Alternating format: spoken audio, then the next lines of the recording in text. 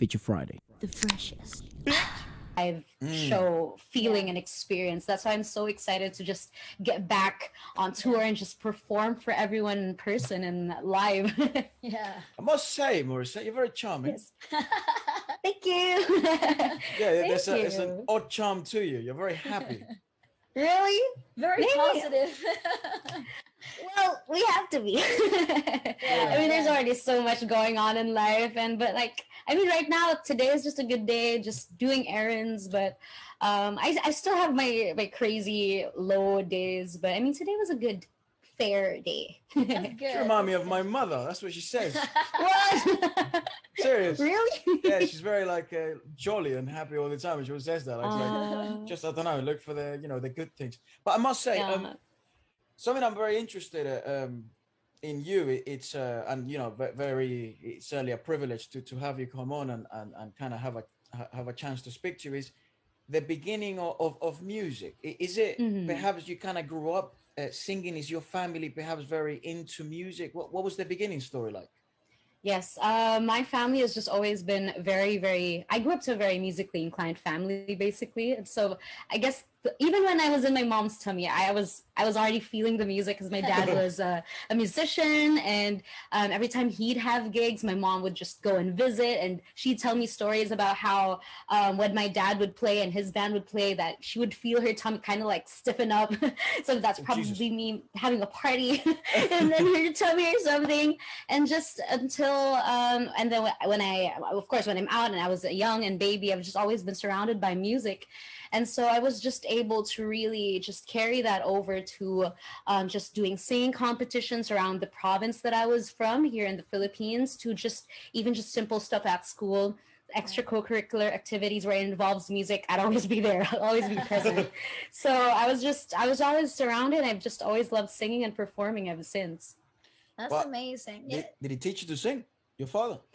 Yes, my dad did. He was very strict with me when it came to like just singing in notes and in tune, and so I think it really helped me right now to become the singer that I am today. Just being very conscious of different like techniques and stuff, and my mom also just being able to perform and how to be able to just relay the message of the song. So I think it's safe to say that they really worked hand in hand to be able to mold me into the kind of artist and singer and performer that I am also here today. That makes a lot of sense. It's interesting because your singing technique is very refined. It's something that it strikes a lot of people. It's a phenomenon, right? So it's something that comes so natural to you that takes a lot of people years to study. It's really cool to hear that there's a refined background to it all, and there's a method to the madness, and it's definitely. And there's a peace of mind that comes with it, because Yes. That then your favorite artists, people that you look forward to their careers in the future, have a very reliable backbone to Foundation. it. Because it happens so often that you fall in love with a brand new artist, you fall in love with their artistry and their performance and their careers, and then they disappear, health reasons, because they don't have the right technique to back up the power. It's actually, it's a peace of mind to know that there's such a backbone to it all. It's fantastic. Yes. What was the most challenging part of learning singing technique? Because it's a grueling process. It's actually the most boring part of singing. How did you get through it? What was your initial So you motivation? started quite young, I would imagine. I started joining singing competitions here in the Philippines. I was 9 years old, and so my parents would just kept training me. I would have to be honest, I really didn't enjoy the training process as well. I didn't like having to sing my dad would let me sing every day after school. The moment I get home from school, I would even prioritize my singing before I do my homework. He would let me do at least an hour of singing every day, and sometimes I'm just not in the mood for it, but I have to do it. And at that time, I didn't really see the value of everything he was doing. It was only really a couple of years later when me and my family decided to relocate here in Manila and just pursue my career and music, that it really taught me to just really take care of myself and just have to sacrifice so many things just to be able to get to where I really wanted to be and just to really sing and perform.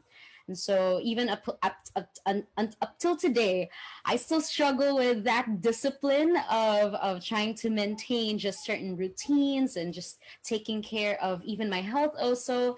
But I think one of the things that I've learned, especially during the pandemic, is just to really take care of myself also, and not just have to really prioritize on, or just like maybe be smarter with my time and not just really work, because I've also, especially in the past 10 years that I've been just singing and just my career, it's been 10 years. I've also had those seasons in the 10 years that I completely lost my voice, and it was in those moments that was like an eye opener for me, that reminded me that I'm still human. I still need a break. I still need to rest my voice. I can say no sometimes.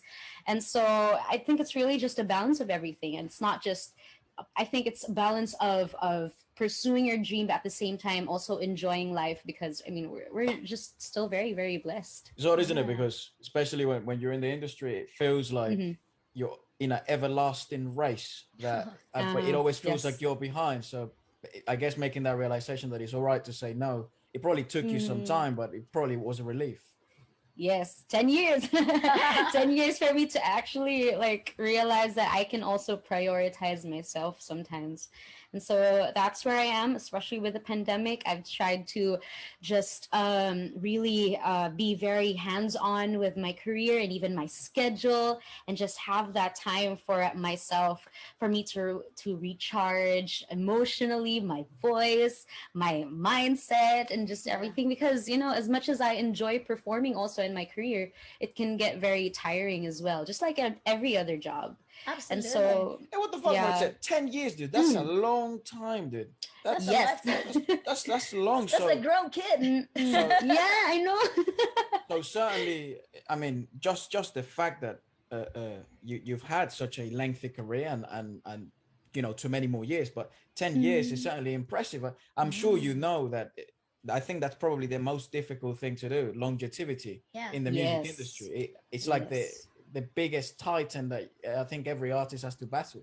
And I think it also comes with a whole perspective of understanding balance is such a difficult task. Like, it takes people more than 10 years to understand balance. I mean, and it comes in every aspect of your life, doesn't it? Like, you know, your career, your personal life, your goals and your mindset and your mental health and everything else that surrounds it. And especially in the entertainment industry,